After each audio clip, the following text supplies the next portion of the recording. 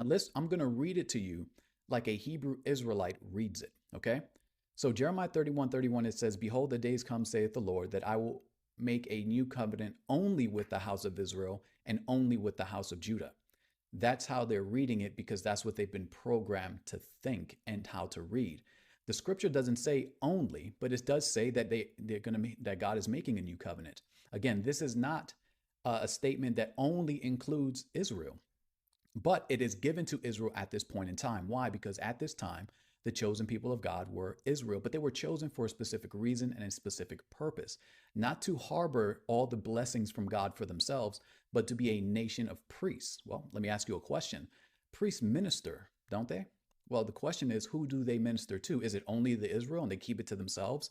Or are they supposed to be representatives of God to the nations and everybody else in order to bring all these people to God, right?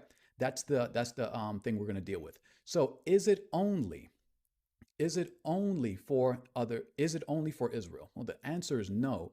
But now I'm going to give you a plethora of scriptures that make this very clear. All right. Let me see. In Genesis chapter 22 and verse 18, it says, in your seed, all the nations of the earth shall be blessed because you have obeyed my voice.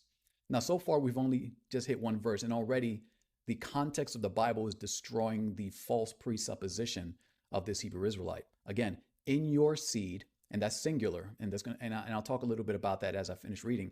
All the nations of the earth shall be blessed. So, a little bit of context. This is God speaking to Abraham.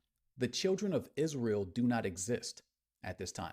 Abraham is not an Israelite because he doesn't descend from Jacob, right? This is prior.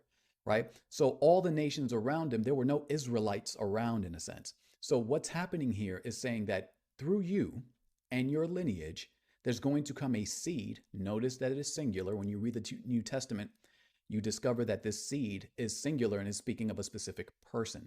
So through your lineage, there's going to be this one person and all the nations of the earth are going to be blessed. And we'll read a couple of other scriptures in the Old Testament and specify a little more about that issue. So anyway, all nations in the earth are going to be blessed because through Abraham's lineage. Again, so far we've read all nations are going to be blessed. Well, that's all nations. Doesn't mean Israel here. So let's go on to Isaiah chapter 49 and verse 6. It says, indeed, he says, it is too small a thing that you should be my servant to raise up the tribes of Jacob and to restore the preserved ones of Israel. I also will give you as a light to the Gentiles, that you should be my salvation to the ends of the earth. Notice, this actually just magnifies the fact that I just said that all nations, right? Because it's saying this here. But let's look at a little bit of the context. The first highlighted portion I have here is, it is too small a thing. In other words, you're thinking too small if it's only for Israel, right? Let's read it again. It is too small a thing that you should be my servant to raise up the tribes of Jacob and to restore the preserved ones of Israel.